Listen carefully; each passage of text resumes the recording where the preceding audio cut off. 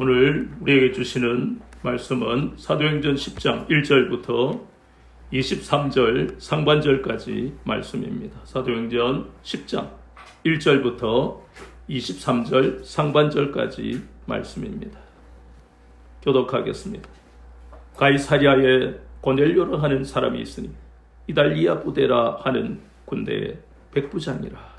그가 경건하여 온 지방과 더불어 하나님을 경배하며 백성을 많이 구제하고 하나님께 항상 기도하더니 하루는 제9시쯤 되어 환상 중에 밝히 보매 하나님의 사자가 들어와 이르되 고넬료야 하니 고넬료가 주목하여 보고 두려워하기를 주여 무슨 일이니까 천사가 이르되 네가 기도와 구제가 하나님 앞에 상달되어 기억하신 바가 되었으니 내가 지금 사람들을 요바에 보내어 베드로라 하는 시몬을 청하라.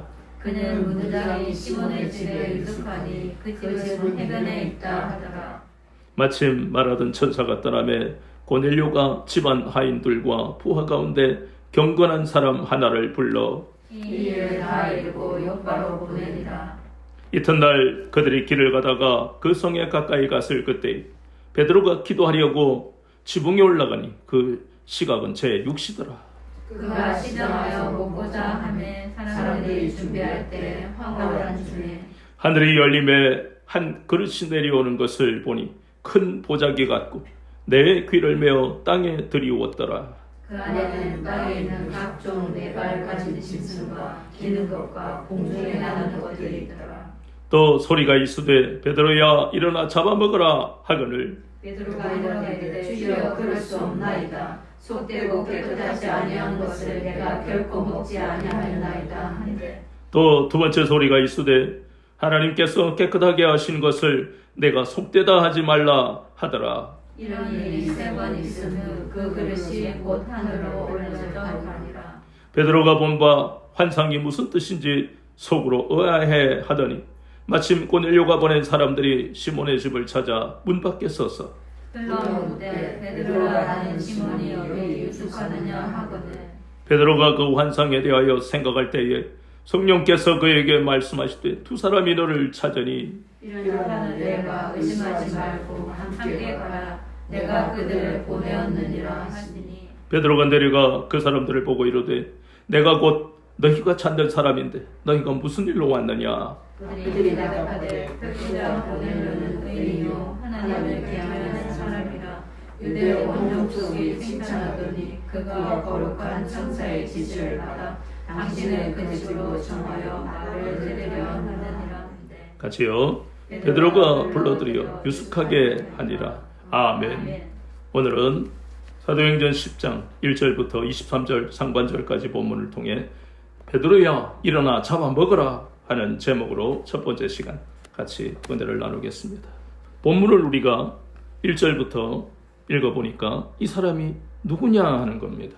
고넬료라 하는 사람. 이 사람은 이름 자체가 벌써 로마식 이름입니다. 그 말은 이 사람이 이방인이라는 것입니다.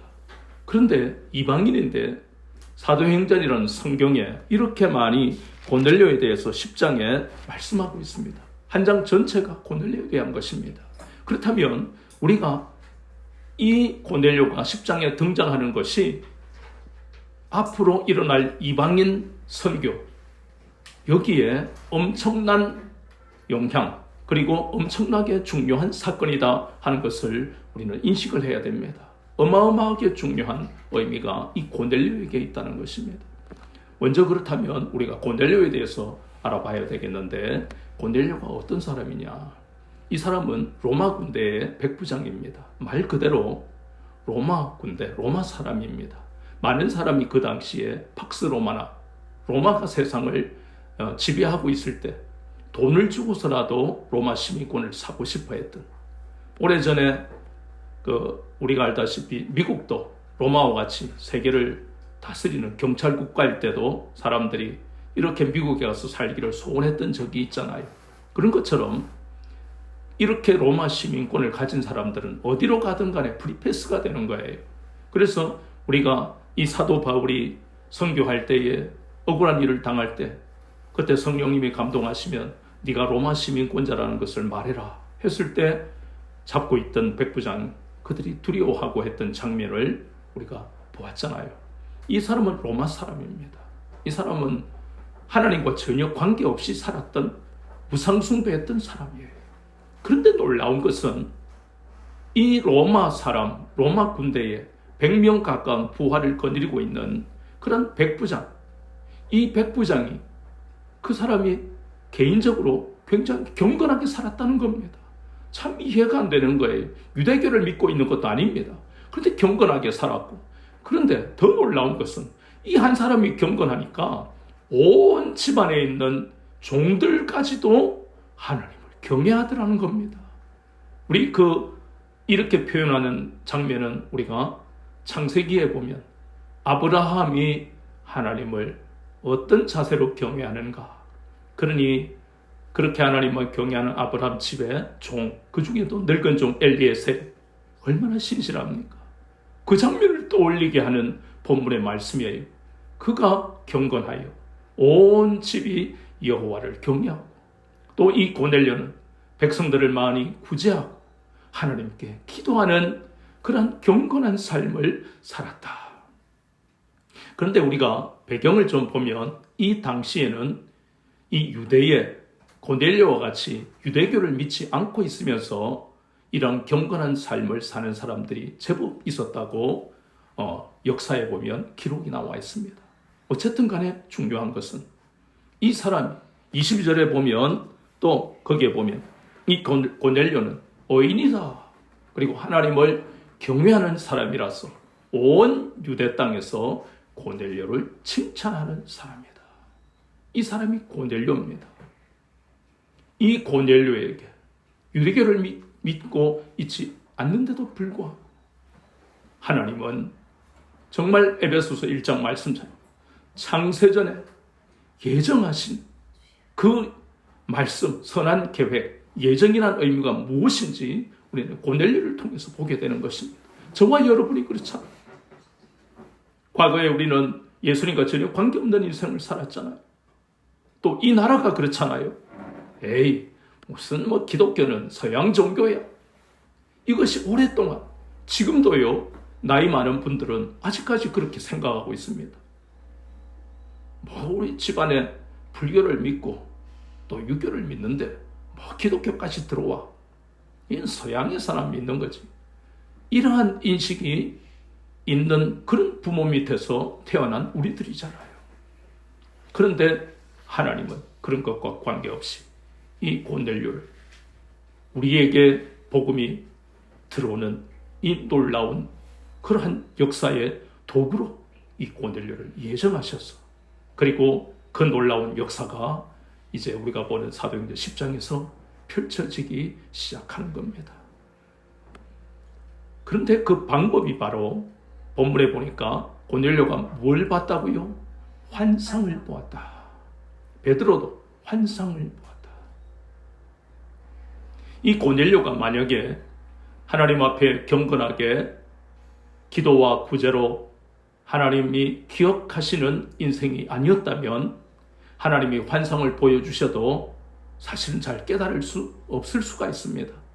이것이 도대체 무엇인지 이해를 할 수 없기 때문에.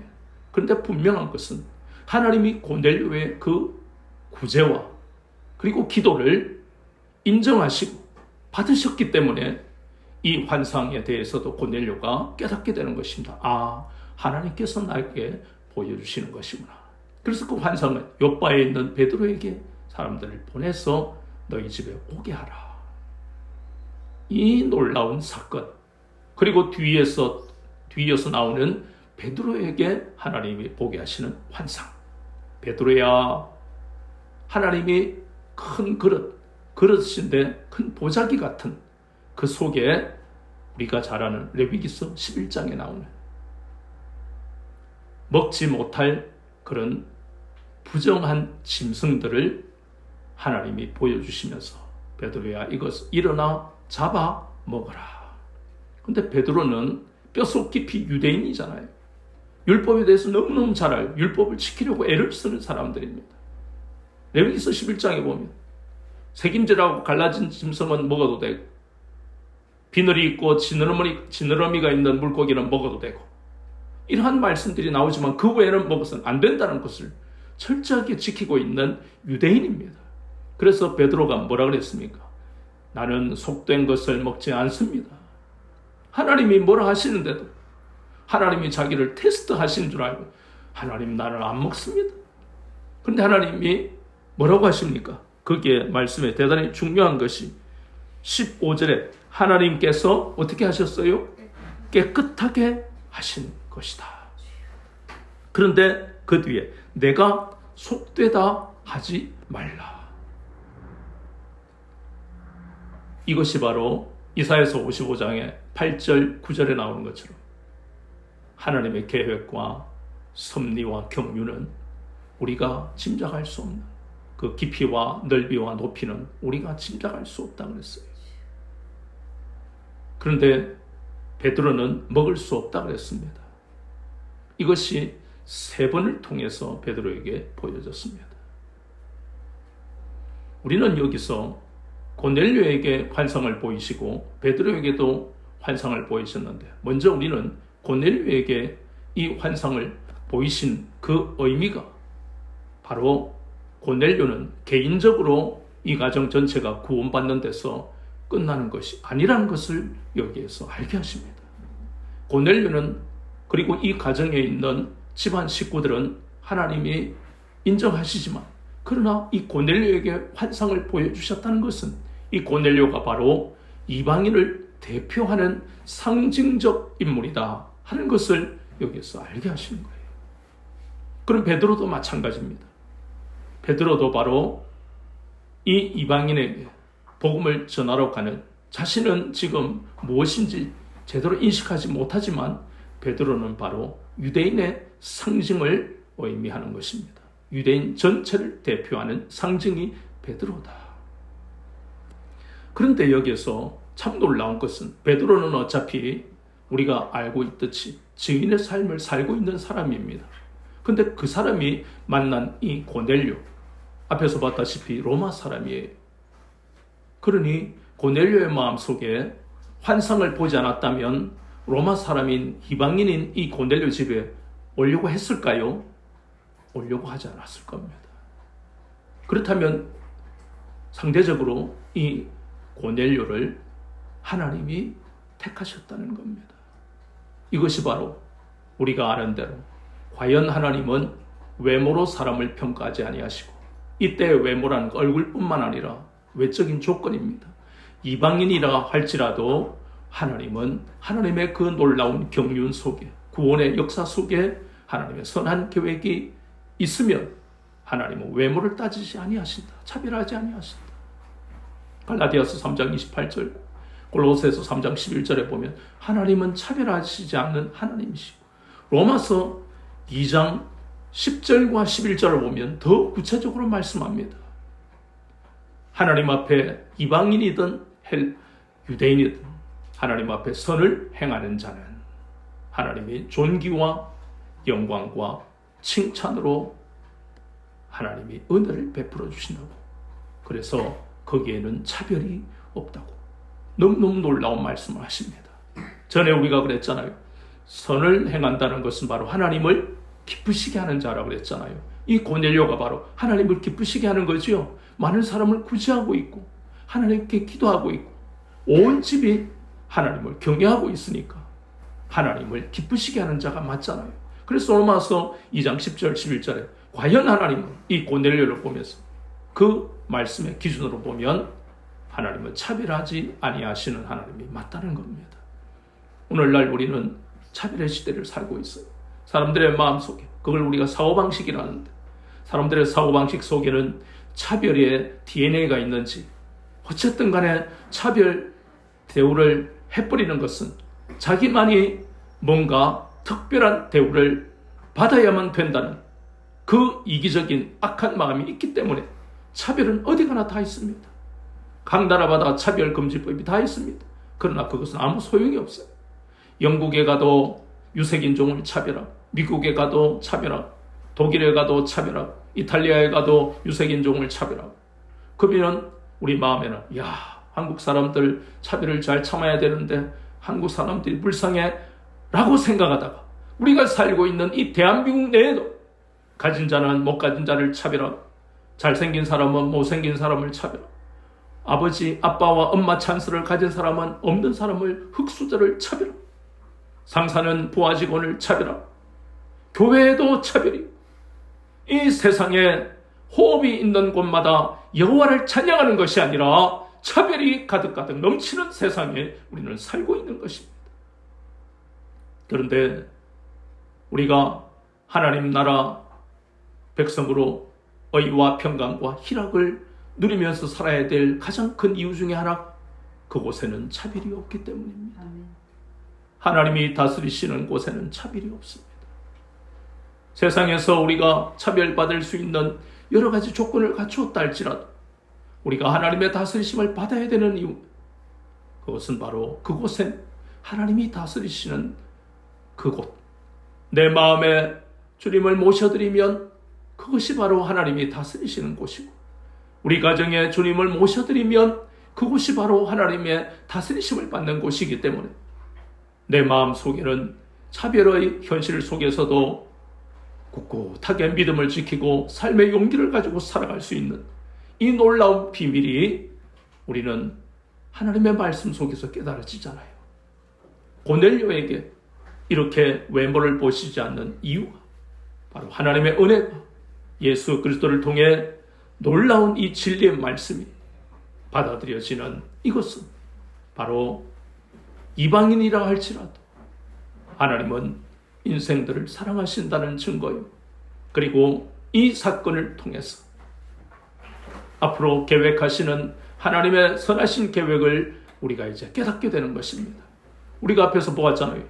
빌립이, 성령에 충만한 빌립이 성령님의 인도를 받아 사마리아에 가서 그 속에서 절망하고 있는, 자존감이 낮고 패배주의로 살아가던 그들의 마음속에 복음으로 인해서 그들이 다시 삶의 기쁨과 자유를 누리게 되었던 것처럼, 그리고 성령님이 또 에디오피아 내시를 만나서 그 이사야서 53장에 그 고난받는 종의 의미를 깨닫고 고국에 돌아가서 복음을 전하는 그러한 최초의 이방인이 되었던 것처럼, 그런데 안타까운 것은 아직까지는 유대인 출신의 사도들이 이방인에게 구체적으로 본격적으로 복음을 전했다는 기록은 이 사도행전에 나오지 않았는데, 이 베드로가 최초의 유대인 출신의 사도로서 이방인에게 복음을 전한 충격적이고도 놀라운 사건이 바로 이 사도행전 10장이라는 겁니다.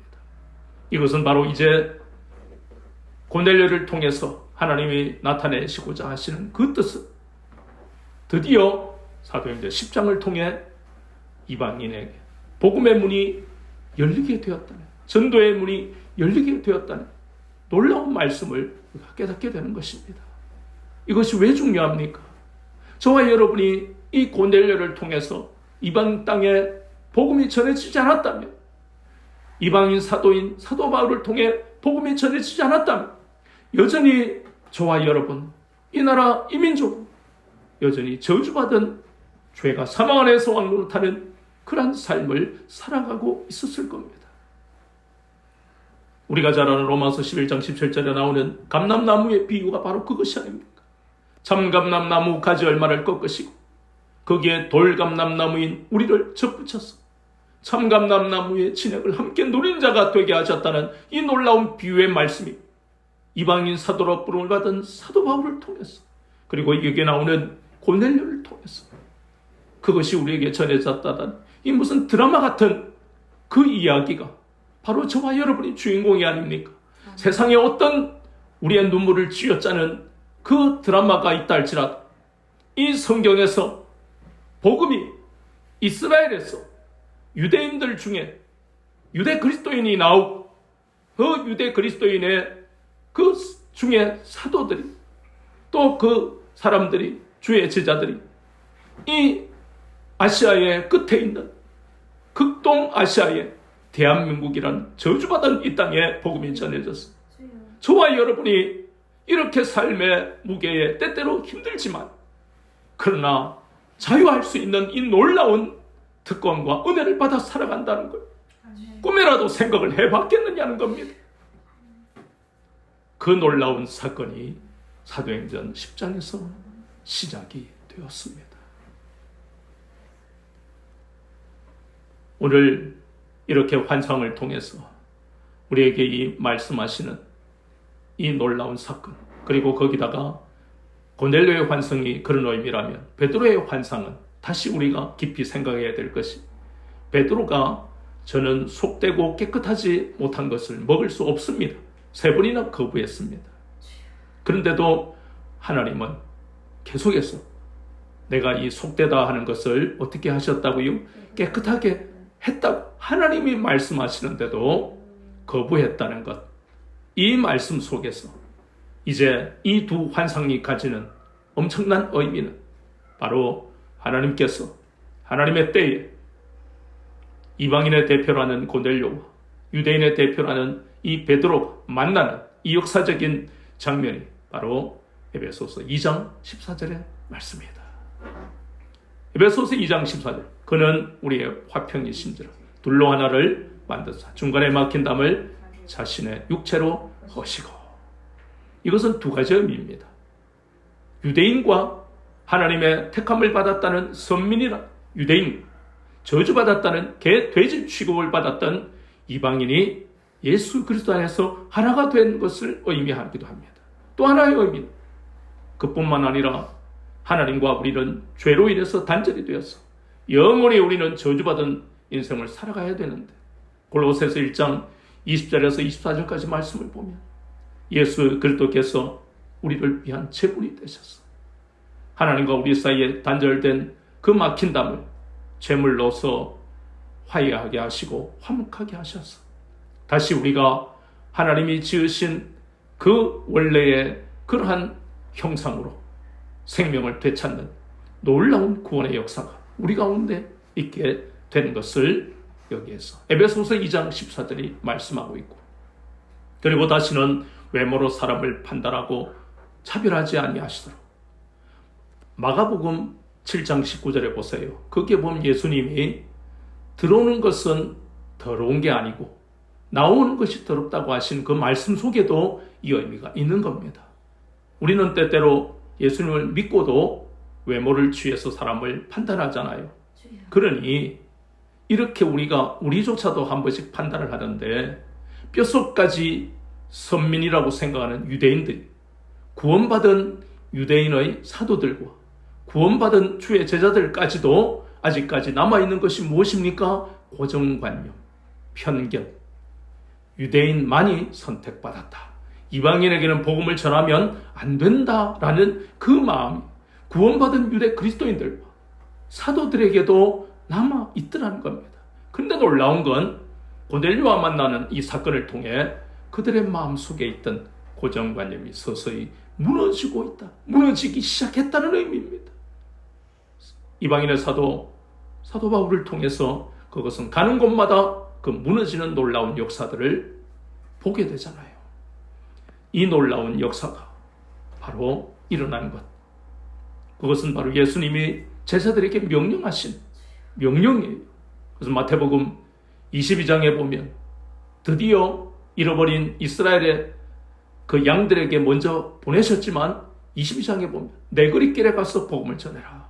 내거리길에는 대부분 이방인들이 살고 있는데 예수님이 드디어 마태복음 10장에서의 명령이 22장으로 확대되는 명령을 제자들이 이제, 사도들이 이제 깨닫는 거예요.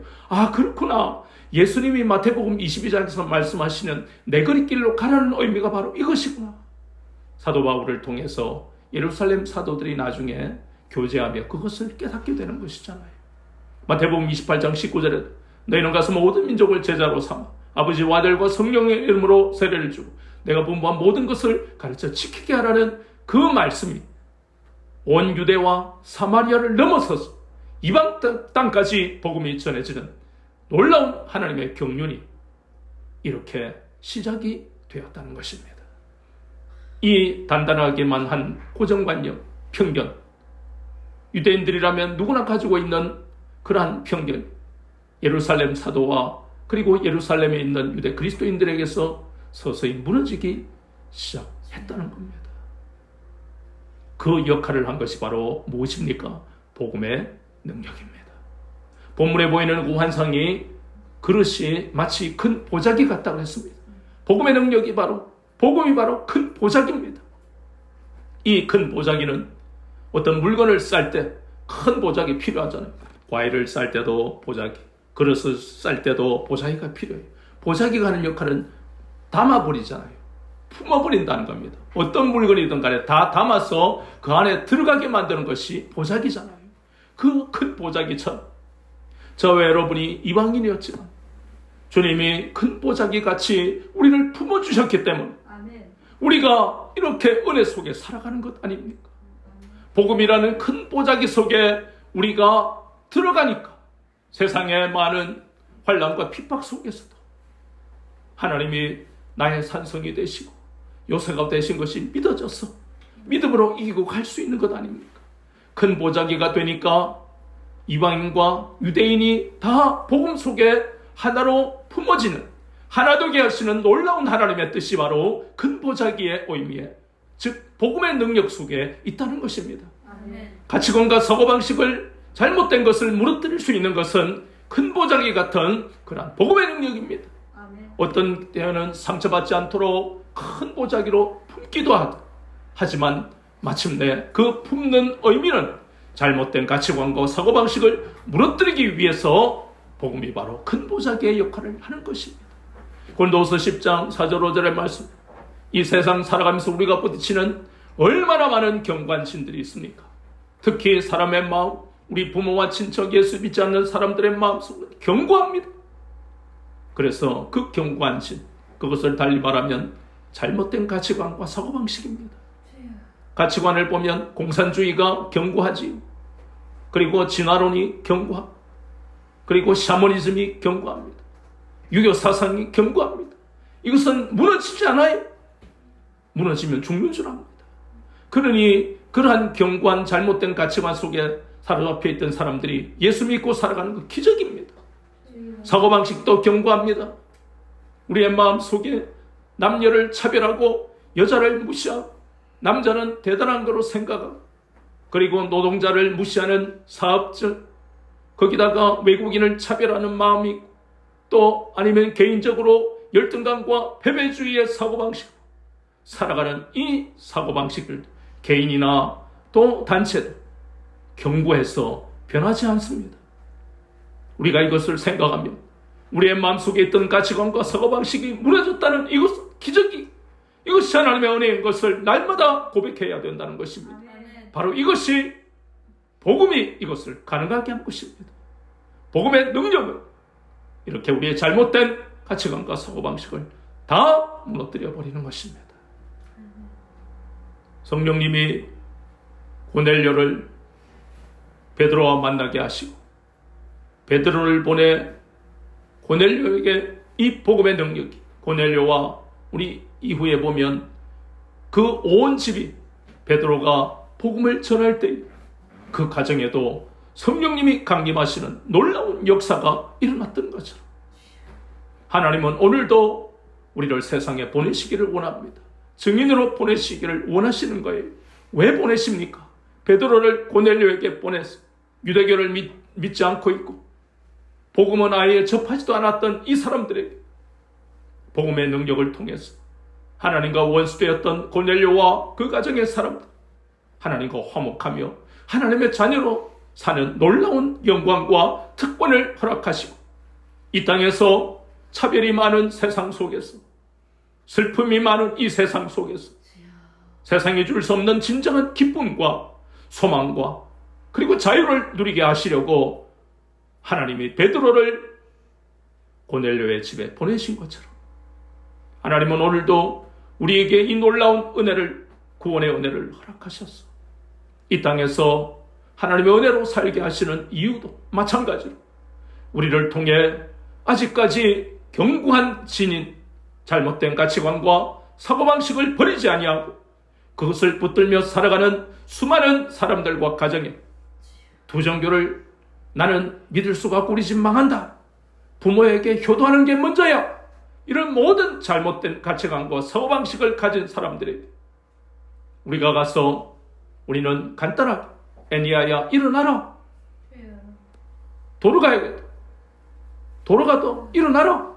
뭐 복잡한 말이 필요 없고 신학을 이야기하고 장대하게 장구하게 설명할 필요도 없고 오직 한 가지만 예수님이 주와 그리스도가 되십니다.